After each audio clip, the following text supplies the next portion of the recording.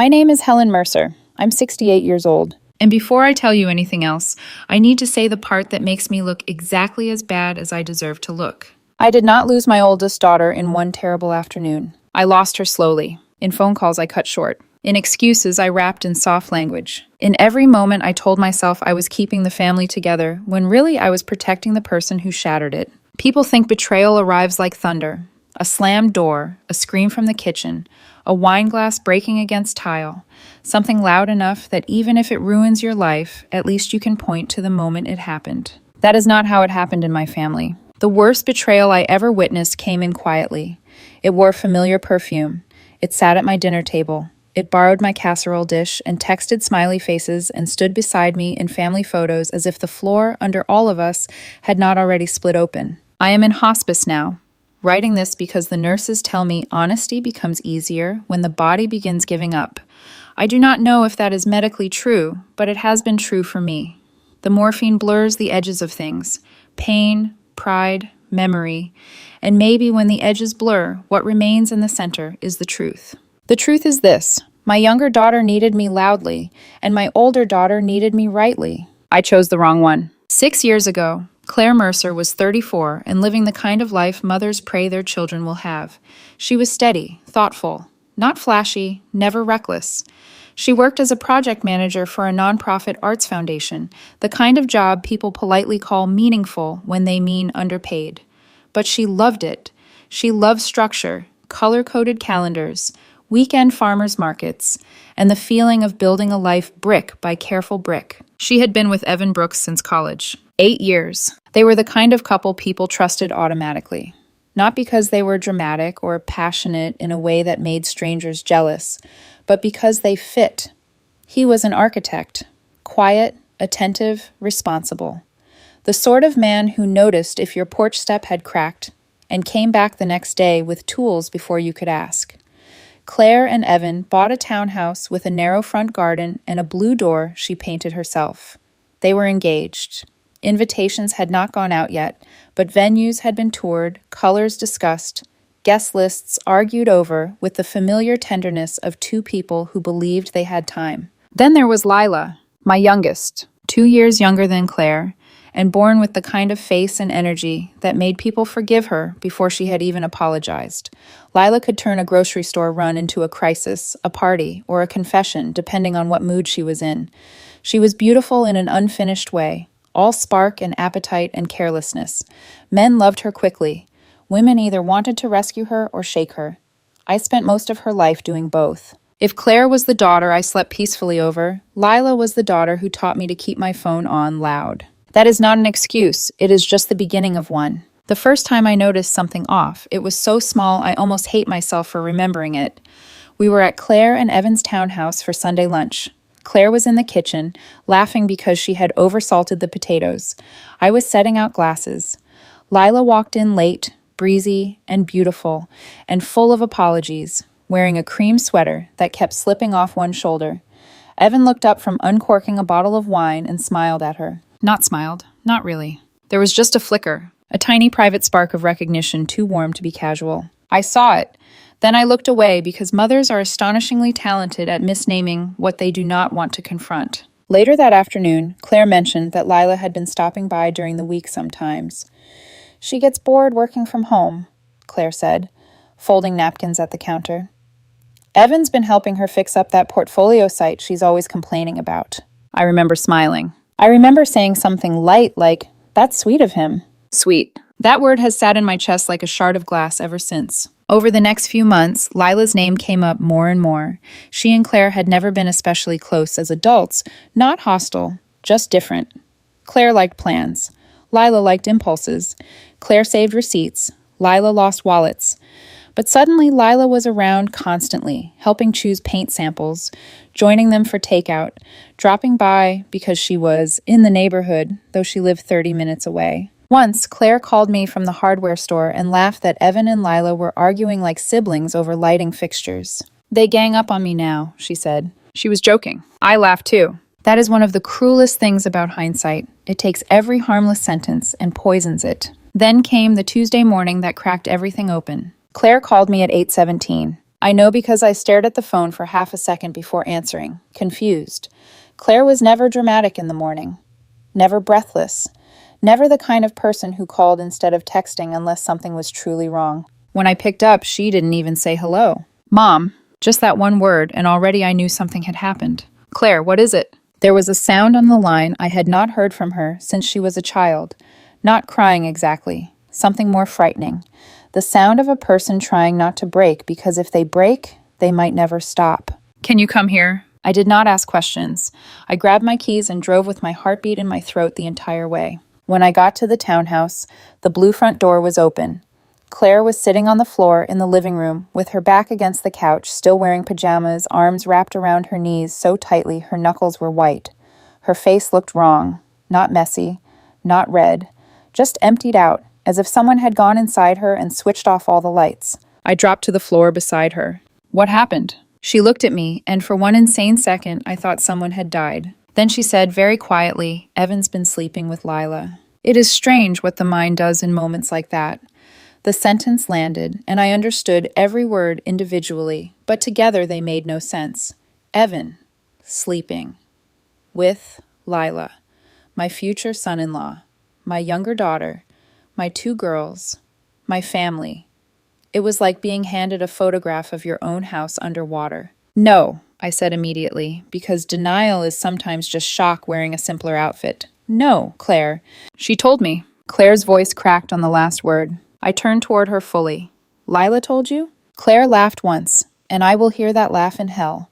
It was flat and ugly and broken. She sat right there.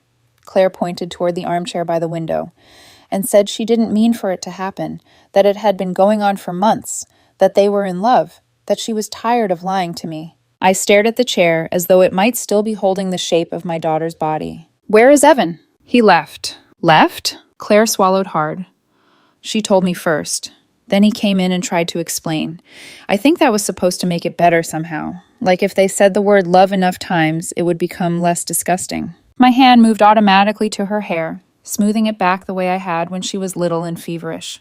Oh, sweetheart. That was all I had at first. 2 useless words. Claire finally started crying then. Not elegantly, not in the movie version where one tear slides down a perfect cheek. She folded in on herself, gasping, shaking, humiliated by the sheer violence of her own grief.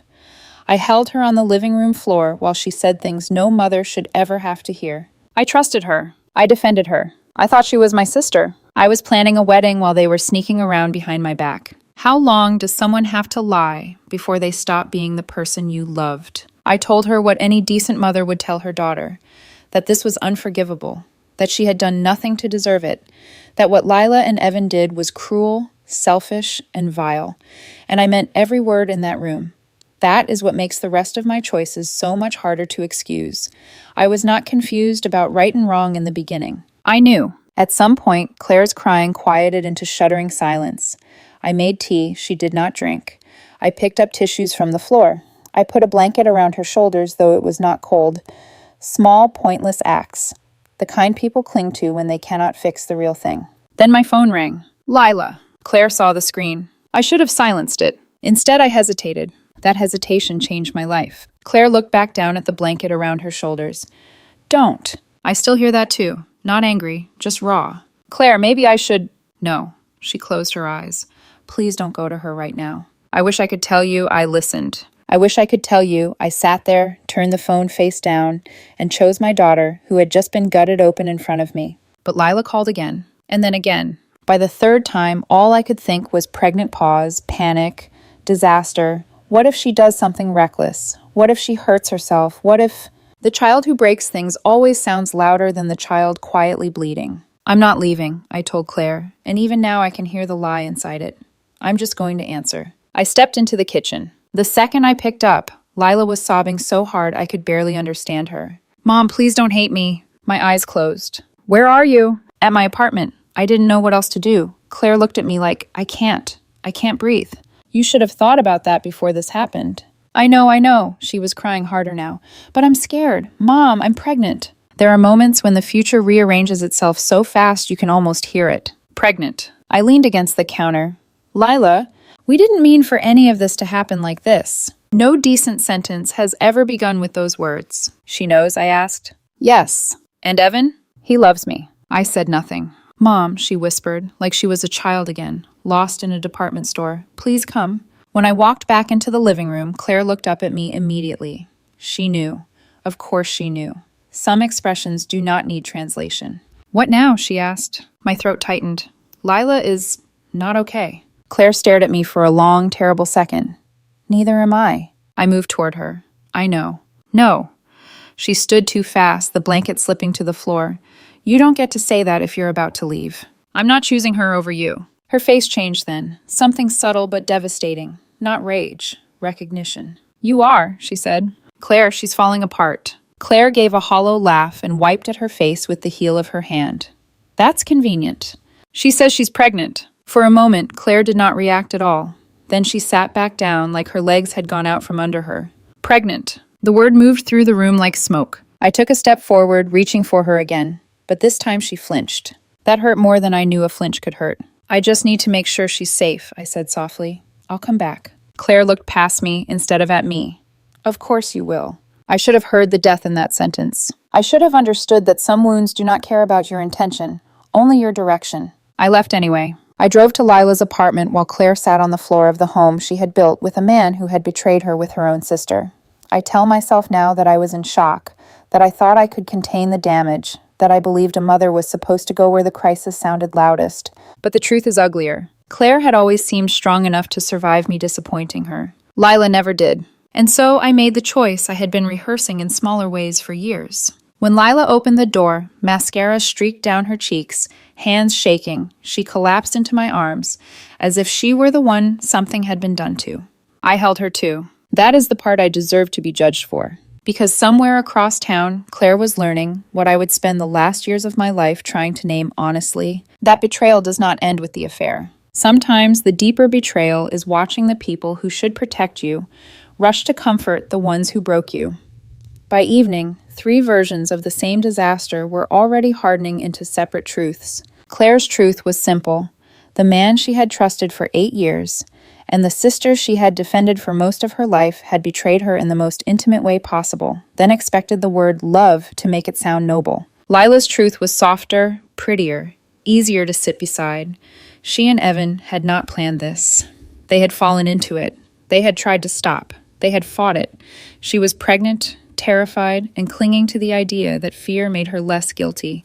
And my truth, the one I wrapped around myself that night like a blanket, was that I was a mother in the middle of an impossible situation, trying to keep everyone from falling apart. That was the lie I began living inside. Lila's apartment smelled like vanilla candles and stale coffee. She sat curled into one corner of the couch, still crying in uneven bursts, while I moved around her kitchen on instinct, pouring water, finding tissues, doing the same small, useless tasks I had done at Claire's house. Only here, everything about those gestures was wrong. You should go back to Claire, Lila said at one point, though she made no move to let go of my hand. I will. When? The question was so childish, so nakedly selfish, that something in me should have snapped awake. Instead, I heard what I had heard in her voice since she was 6 years old and sobbing, because she had broken something she loved with her own carelessness. Panic, yes, but also the expectation that I would stay and help her survive the consequences. I sat down beside her. Tell me everything. So she did. Not with honesty exactly.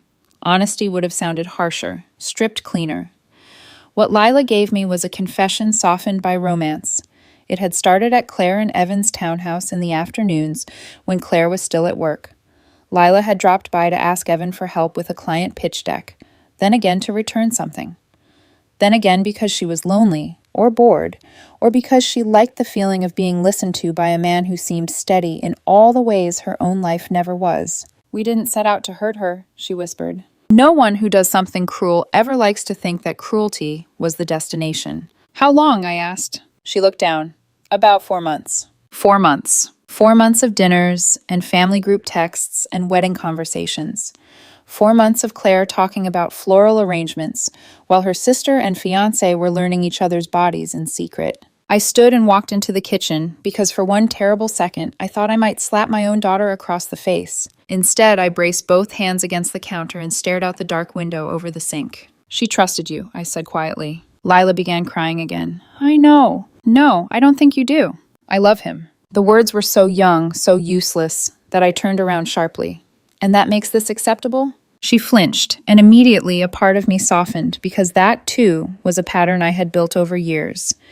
Lila could be in the wrong up to her neck, but the second she looked wounded, I started reaching toward comfort instead of accountability. I'm pregnant, Mom. There it was again. Not an answer. Not remorse. A shield. I sat back down because my legs felt unsteady. Does Evan know? She nodded. He wants us to be together. Of course he did. Men like Evan always sounded decisive only after their secret had already done its damage. He's leaving Claire? She hesitated, then nodded again. Something inside me recoiled from the word leaving, as if it suggested a clean exit, a civilized change in plans. He was not leaving Claire. He had detonated her life and stepped away from the fire. I wanted to call him. I wanted to hear the tone of his voice, to know whether he sounded ashamed or relieved or merely inconvenienced. But I already knew what mattered more. Claire was alone. Claire had asked me not to go. Claire was the one I should have gone back to immediately. Instead, I stayed until almost midnight. I told myself I was waiting until Lila calmed down. Then I told myself it was too late to drive back and disturb Claire again. Then I told myself Claire would want space.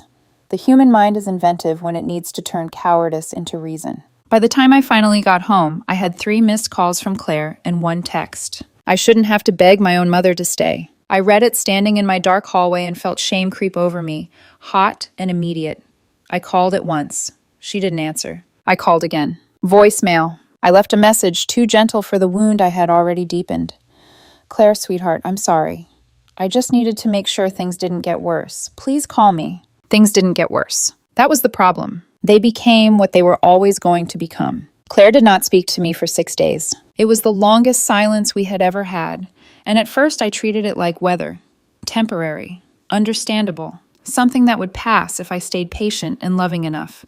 I sent 1 text each morning. I'm here. I love you. Please eat something. Call me when you can. No answer. Meanwhile, Lila called constantly. She was sick in the mornings.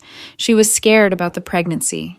Evan was staying at a hotel because Claire had thrown him out. Then Evan had moved in with her. Then he was worried about what people would say. Then Lila was worried Claire hated her forever, as though forever hatred were the surprising part of the arrangement. Each time the phone lit up with her name, I answered. Even then I noticed the imbalance and hated myself for noticing it without changing it. On the 7th day, Claire finally picked up. I had been sitting at my kitchen table staring at untouched tea, the sort of silent afternoon that makes a house feel judgmental. When I heard her voice, relief hit me so hard I almost cried. Claire, you went to her. No hello, no anger in her tone either. That would have been easier. Her voice was flat, drained of any expectation that I might say the right thing. I was trying to manage a crisis. A long pause. Then, with terrible clarity, I was the crisis. I closed my eyes. Claire, please. She slept with my fiancé for 4 months, and you left me on the floor of my own living room to comfort her. She's pregnant? And I was your daughter before she was. That sentence should have split me open. Instead, I did what weak people do when the truth corners them. I reached for complexity. I love you both. There was a sound on the line, not quite a laugh. That's not the same thing as standing by the right person. I gripped the edge of the table. I'm not standing by what she did. But you are making sure she feels okay while I'm the one this happened to. That's not fair. The silence that followed burned. When Claire spoke again, her voice was quieter. You know what's really humiliating? It's not even just what they did. It's that somewhere in the middle of the worst day of my life, I still thought my mother would be the one person I didn't have to question. I had no answer for that, because there wasn't one. I need space, she said. Claire, I mean it, Mom. I can't do this with you right now. Not if you're going to keep talking like everyone just needs gentleness and time. Something was destroyed. Stop acting like this is a misunderstanding.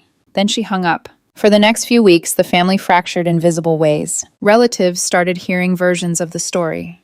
Some from Lila, full of tragic inevitability and impossible feelings. Some from Claire's friends, stripped down to their brutal essentials. My sister called and asked, point blank, whether it was true that Lila was pregnant by Claire's fiancé. I remember standing in the laundry room holding a basket of clean towels like a shield, saying yes in a voice so small I barely recognized it. What are you doing? My sister asked. The question confused me. What do you mean? I mean, what are you doing, Helen? With the girls? With him? With all of this, I'm trying not to lose both my daughters. She let out a breath that sounded almost angry. Be careful you don't lose the wrong one. I told myself she was being unfair. That was becoming a habit. Evan called me once during that period. I almost didn't answer, but curiosity and rage made me press accept. Mrs. Mercer, he began, his voice careful and low. I know you probably hate me. Probably. I don't think hate is a strong enough word right now. He accepted that too easily. I understand. No, you don't. He went quiet. I stood by the window in my bedroom and looked out at my own backyard, neat and ordinary and insultingly peaceful. You don't get to say you understand when my daughter is having to relearn her whole life because you decided desire was more important than loyalty. I never wanted to hurt Claire. There is something deeply wrong with people who say that after doing exactly the thing designed to hurt someone most. He swallowed audibly. I fell in love with Lila. There it was again. That ridiculous, polished justification. Love, as if love were a weather event no adult could be expected to prepare for. You made choices, I said, repeated ones. He was quiet long enough that I thought the call had dropped. Then he said, I want to do the right thing now. The right thing now. After the lying, after the betrayal, after the pregnancy. The right thing now was just whatever arrangement let him imagine himself decent again. The right thing, I said, would have been not sleeping with your fiancé's sister. I hung up. And still, I did not draw a hard line. That is what remains unforgivable to me even now. I could see the truth in pieces. I named parts of it correctly. I knew enough to be appalled. But when it came time to act, to make one daughter's pain more important than the other's panic, I folded. Again and again, I folded. A month later, Claire agreed to meet me for coffee. I arrived early, palms damp, rehearsing apologies that all sounded either too dramatic or too vague. The cafe was one she used to love. Brick walls and tiny ceramic cups, the kind of place that smelled like cinnamon and espresso and rainy Saturdays. She came in wearing a navy coat and no engagement ring. That bare hand hit me harder than I expected. She sat down without hugging me. She looked thinner, not frail, just sharpened somehow, as if grief had carved away every softness she used to offer the world for free. How are you? I asked, and instantly hated myself for how small the question sounded. She gave me a look so tired it made me feel ancient. You can't possibly mean that in the normal way. I nodded once. You're right. A waitress came by. Claire ordered tea. I ordered nothing because my stomach was a knot. For a while, neither of us spoke. Finally, I said, I'm sorry. She looked down at the table. For what? The question unsettled me. For all of it. That's not specific enough. I stared at her. She met my eyes. Are you sorry they did it? Are you sorry you left me to go to her? Are you sorry you've spent the last month trying to make this survivable for everyone except the person they actually destroyed? Which part? I had not realized until then how badly I wanted general forgiveness. A broad doorway, a way to step around the details. I'm sorry I left. That, at least, was true and direct. Something in her expression shifted, but not toward warmth, toward recognition again, toward the awful relief of hearing a truth she had thought I might keep dodging forever. She says she loves him, Claire said after a moment. I said nothing. She looked me in the face and told me that like it was supposed to matter more than what she did. Claire's fingers tightened around her teacup. Do you know what the worst part is? Not that he cheated, not even that it was her. It's that I keep replaying months of my life and realizing I was the only honest person in the room. I know. No, Mom, you don't get to keep saying that unless your actions start matching it. The waitress set down her tea. Claire thanked her automatically, then waited until she walked away. Are you going to go to the baby shower? She asked. The question blindsided me. What? She's pregnant. He's with her. They're going to build a whole life out of this. So I'm asking now because I'd rather know who I'm dealing with. I should have answered clearly. Instead, I said, she's still my daughter. Claire leaned back slowly, as if something inside her had settled into place at last. There it is. That doesn't mean I approve. It means approval isn't required for your presence. My mouth opened, then closed. She nodded once to herself. I needed to hear it from you. Claire, please don't do this. Do what? Make me choose. The change in her face then was subtle and devastating. Not outrage, not even surprise. Just a kind of exhausted heartbreak. I'm not making you choose, she said. I'm noticing that you already are. That conversation ended badly, but not loudly. Claire had always known how to leave a room without theatrics. She set Cash beside her untouched tea and stood. I loved her, she said quietly.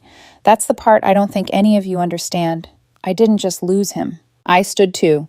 Claire! She was my sister. Then she walked out. 2 months later, Lila and Evan announced they were getting married. Small ceremony, immediate family only. Rushed because of the pregnancy. Lila called me herself, voice tentative and sweet in a way that made me feel sick. I know it's complicated, she said, but I want you there. Complicated. A word people use when they want to keep blood off the walls. I told her I needed time. Then I called Claire. She answered on the 4th ring, and before I could speak, she said, "If you're calling to tell me you're going, don't soften it." I sat on the edge of my bed, suddenly so tired I felt it in my teeth. I haven't decided. Yes, you have. I'm trying to think this through. Why? Her voice was eerily calm. What part still needs reflection? She's my daughter too. There was that sentence again. My favorite refuge. My cleanest cowardice. Claire let out a long breath. Do you know what I keep waiting for? For one person in this family to say that what happened to me mattered more than everyone's discomfort. It does matter. Not enough. I could hear it then, beneath everything else. Not just hurt, not even just anger. Disappointment calcifying into something colder. You don't have to come, I said weakly, hating the sentence even as I spoke it. I understand if you can't. There was a pause. Then Claire said, so quietly I almost missed it, you still think that's the issue? I gripped the phone harder. This isn't about whether I attend their wedding, she said. It's about whether my mother can stand in a room, watch them promise forever on top of what they did to me, and still tell herself she isn't participating. I had no answer, again. Because even then, shamefully, I was going. I told myself it was because refusing would blow the family apart permanently. I told myself a mother couldn't abandon a pregnant daughter. I told myself attendance was not endorsement. I told myself so many things that by the time the day arrived, I could stand in front of the mirror, fastening a pearl necklace with trembling fingers, and still pretend I was a decent woman doing her best. The ceremony was held in a botanical garden room attached to a small inn on the edge of town. Too pretty for the occasion. White flowers, soft music, sunlight through glass.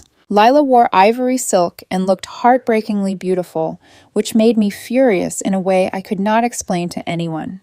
Beauty felt obscene that day. Evan looked pale and solemn, as though solemnity were moral currency. A few relatives hugged me with hesitant sympathy, and in every one of their eyes, I saw the same question they were too polite to ask. How are you here? I smiled for photographs. That is the part that still wakes me up sometimes. I smiled. Not because I was happy, not because I blessed it, but because I lacked the courage to let my horror show. There was an empty chair in the second row that no one mentioned. I looked at it only once and then never again. Claire, of course, did not come. The next morning, I woke to a text from her. Only 6 words. You chose, don't insult me now. I stared at the screen so long it dimmed in my hand. And for the first time, I understood. Not fully, not yet, but enough to feel terror move through me.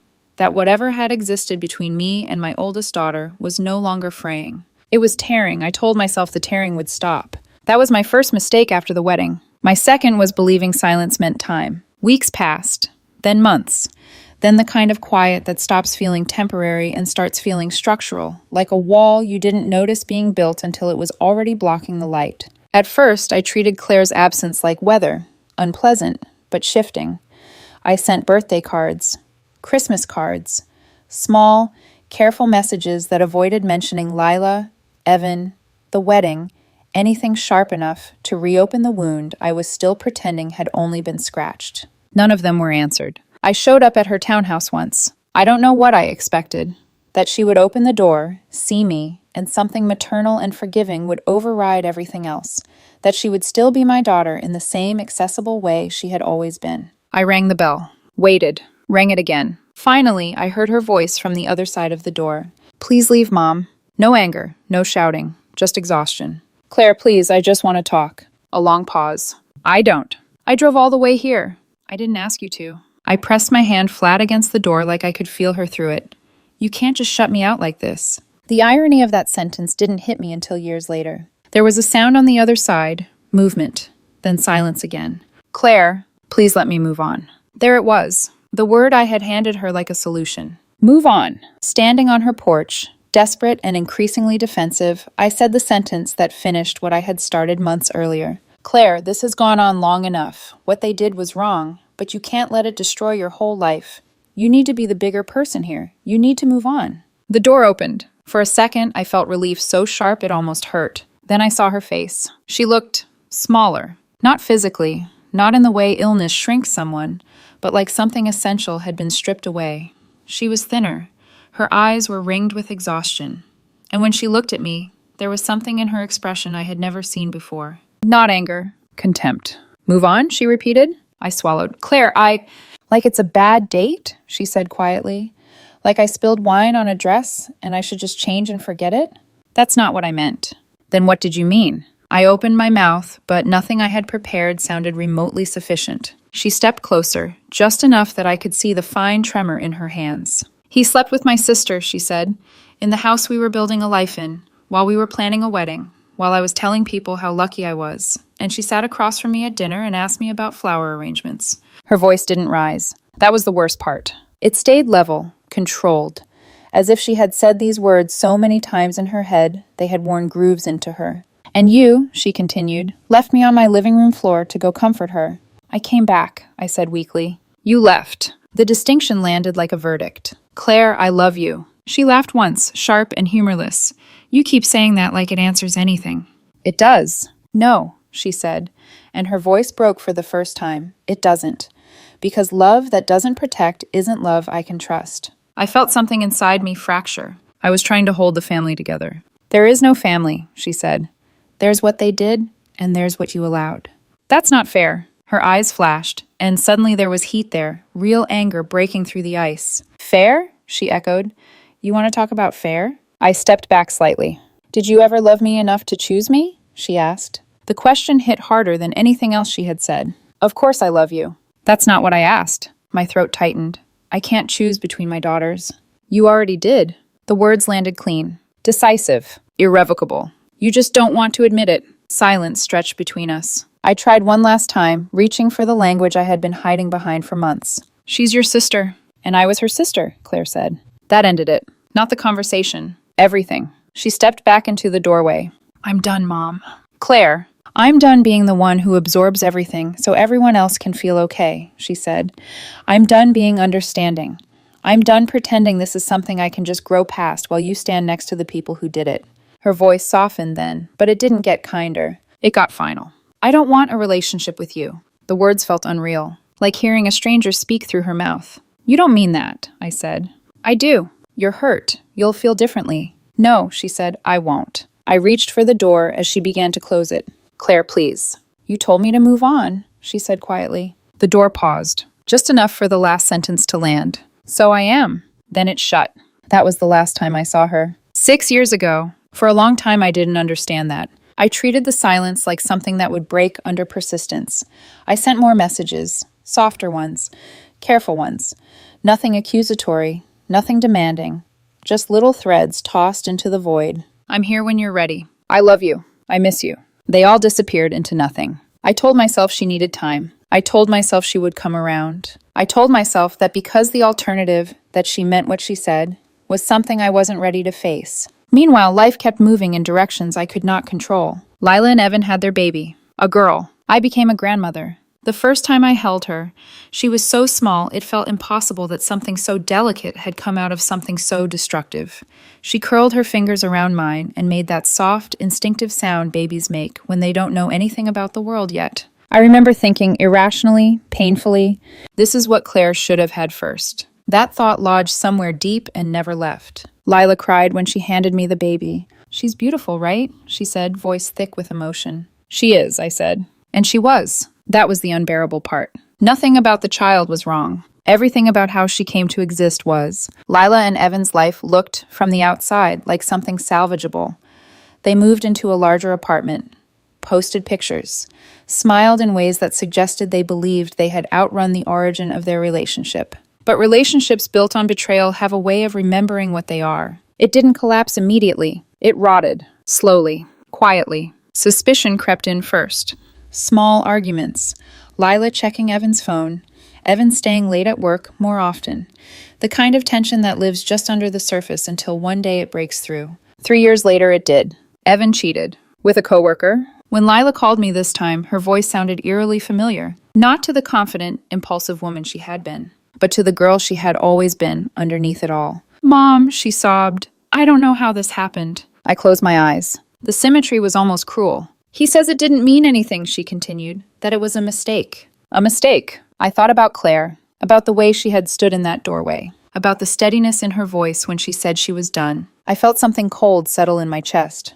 "Where is he?" I asked. "Gone." Of course he was. I drove to Lila's apartment again, sat beside her again, held her while she cried again. And somewhere in the back of my mind, a quiet voice began to say something I didn't want to hear. "You did this, not the affair, but the aftermath, the pattern, the expectation that love would always be there to soften consequences." That voice grew louder over the next few years. Because while Lila's life unraveled in familiar, exhausting ways, Claire's life became something else entirely. I didn't see it directly. That was the point. I heard about it. Through other people. Through fragments. Through the strange, distant way you learn about someone you used to know intimately. She moved. Different state. New job. Better job. Then, 3 years ago, I saw a photograph. Someone had tagged her in it. She was standing next to a man I had never seen before, wearing a simple white dress, laughing in a way I had not heard in years. Engaged. His name was Noah Bennett. He looked kind. That's the word that struck me. Not impressive, not charming. Kind. The kind of man who would never mistake desire for entitlement. I wasn't invited to the wedding. I didn't even know it had happened until weeks later. I found an address online, sent a card. "Congratulations, I'm so happy for you. I love you." It came back. Returned to sender. That was the first time I allowed myself to consider that Claire might not just be taking space. She might be gone. Not physically, but from me. Last year, I saw another post. A baby. Claire holding a little girl. Her daughter. My granddaughter. A child I had never met. The caption read, "Welcome to the world." Nothing about family. Nothing about me. I sat at my kitchen table staring at that photo for a long time. Then I did something I hadn't done in years. I tried again. I found her work email. Wrote a message. Careful, measured, no guilt, no pressure. I told her I had seen the baby, that she looked happy, that I was proud of her, that if she ever wanted to talk, even once, I would be there. I didn't expect a response. That was the rule I had learned to live with. But this time, she answered. The first time in 5 years. I opened the email with shaking hands, and as I read it, something inside me finally began to collapse in a way it hadn't before. Not loudly, not violently, quietly. The way the worst realizations always arrive. Her email was not long. That was the first thing that struck me. For 5 years, I had imagined this moment in 100 different ways. I thought if Claire ever responded, it would be emotional, complicated, full of questions or anger, or something I could step into and try to fix. It wasn't. It was calm, controlled, final. "Mom, I'm glad you're well enough to reach out. I've built a life that feels safe. That matters more to me than reconnecting with people who were part of a time when I felt unprotected and unimportant. I have a husband who treats me with respect. I have a daughter who will grow up knowing she comes first to the people who love her.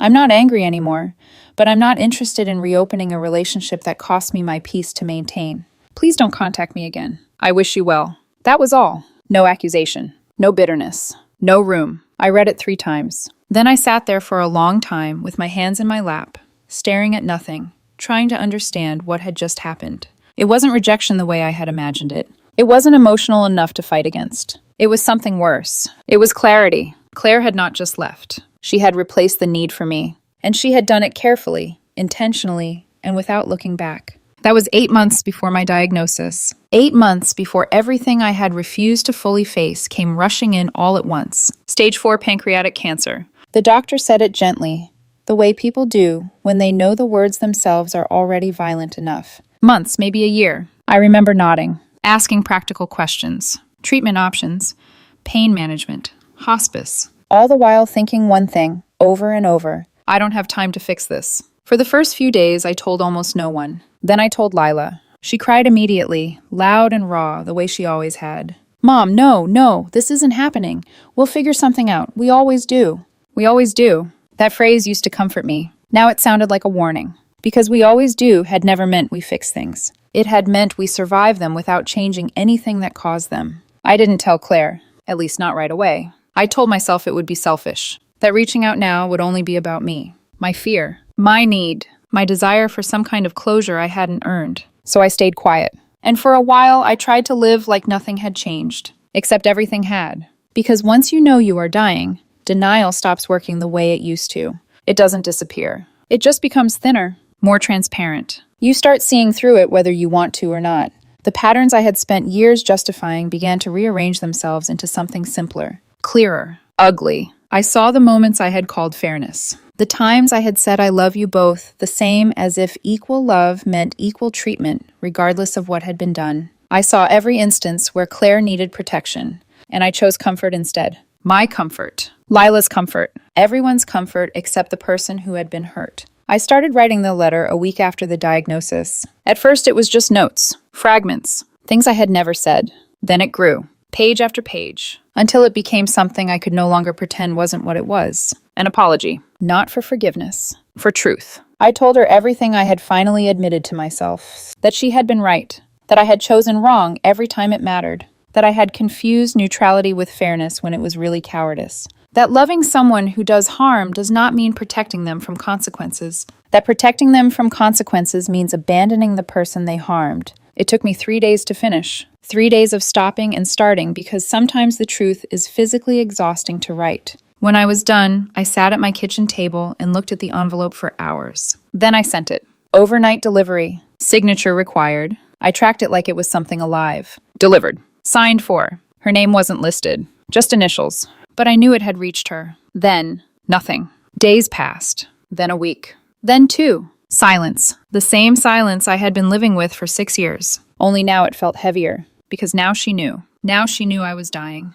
And she still chose not to answer. I didn't blame her. That was new. Before, I would have. I would have told myself she was being stubborn, cold, unforgiving. Now I understood. She wasn't doing anything to me. She was protecting what she had built. Just like she said. Lila kept calling. Every day. Sometimes multiple times a day. At first, it was about me. Appointments. Treatment. Fear. Then it became what it always became. Her problems. Her needs. Her crises. Her car breaking down. Money. Childcare. Work stress. Life. I looked at my phone one afternoon and saw her name repeated 15 times in a single week. Then I thought about Claire. And the absence of her name. Not just in my phone. In my life. And for the first time, something shifted. Not dramatically. Not in a way that felt like redemption, just quietly, like a door closing. When Lila called again, I let it ring. Then again, and again. I didn't answer. She showed up at the house 2 days later, angry, confused. "Why aren't you answering me?" she demanded. I was sitting in the living room, a blanket over my legs, even though it wasn't cold. Because I was tired. Because everything was starting to feel heavier. "I'm tired," I said. "That's not an answer." "It is." She stared at me like she didn't recognize me. "You've never just ignored me before." I held her gaze. I should have. The words hung in the air between us. Sharp. Unfamiliar. "What is that supposed to mean?" she asked, her voice rising. "It means I spent years making sure you were okay," I said, "no matter what it cost someone else." Her face changed. Hurt. Defensive. Angry. "I'm your daughter." "Yes," I said, "and so is Claire." There it was. The comparison she had always avoided. The one I had always softened. She scoffed. "Oh, so now you're taking her side?" "Now." The word almost made me laugh. "I'm telling the truth," I said. "You're dying and this is what you want to do? Turn on me?" "I'm not turning on you," I said quietly. "I'm finally stopping myself from protecting you from what you've done." Her expression hardened. "That was years ago." "Yes. We were in love." "Yes. And it didn't even work out," she added quickly, like that made it better. "I paid for it too." I looked at her for a long time. Then I said the thing I had been avoiding for 6 years. "No, no, you didn't." She blinked. "What?" "You lost a relationship that started with betrayal," I said. "Claire lost her partner, her sister, and her mother in one moment." Her face flushed. "That's not fair." I almost smiled. "There's that word again." She crossed her arms.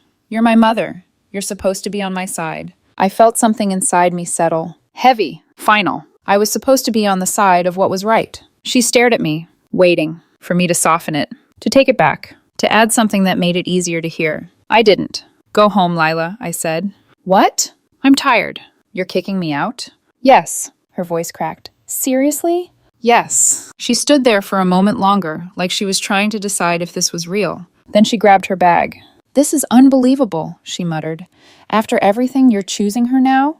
When she's not even here?" I didn't answer. Because for the first time, I wasn't choosing between them. I was choosing the truth. She left. The house felt different after she was gone. Quieter, but not empty. Lighter. That was the part that scared me, because it meant something I didn't want to admit. That love had felt heavy for years because I had been carrying it wrong. A week later, I called my lawyer. We had written my will years ago. Everything split evenly. Fair, balanced, safe. I changed it. Everything goes to Claire. The house, the savings, the insurance. All of it. Not as a gift, not as an apology. As an acknowledgement. A correction I should have made when it mattered. Lila would receive a letter. Nothing else. The lawyer hesitated. This will cause problems, he said carefully. I nodded. They already exist. That night, I dreamed about Claire as a child. She was maybe 8, standing in the driveway with a scraped knee, crying, reaching for me. Behind her, Lila was crying too, and I kept turning away from Claire to check on Lila, over and over, until Claire's crying faded, until I couldn't hear it anymore, until she was gone. I woke up sobbing, the kind of sobbing that leaves you empty afterward. I knew then that I wasn't fixing anything. I was just finally seeing it clearly. A few days later, Jessica came to visit, Claire's college friend. She brought flowers, sat by my bed, held my hand like I was already halfway gone. I didn't ask about Claire right away. I waited, because I wasn't sure I wanted to hear the answer. But eventually, I did. How is she? I asked. Jessica smiled softly. She's good, she said. Really good. I nodded. She looks peaceful, Jessica added, like she finally built something that's hers. I swallowed. Does she ever ask about me? Jessica's smile faded. No, she said gently. I'm sorry. I looked down at my hands. When people bring you up, she continued carefully, she changes the subject. She just says she doesn't have a relationship with her mother, and she'd appreciate it if people respected that. Respected that? A boundary. Something I had never truly given her. I nodded. That makes sense. Jessica hesitated. Do people think I'm a bad person? I asked. She was quiet for a long time. Then she said, most people think you made the wrong choice. I let out a slow breath. They're right. A week later, I asked Jessica to do one thing for me. When I die, I said, don't tell her. Jessica frowned. Are you sure? Yes. She might want to know. No, I said. She deserves not to be pulled back into this because of guilt. Jessica studied me, then nodded. For what it's worth, she said softly, I think that's the right thing. Finally, the right thing. It only took me 68 years to understand what that meant. I died 3 days later.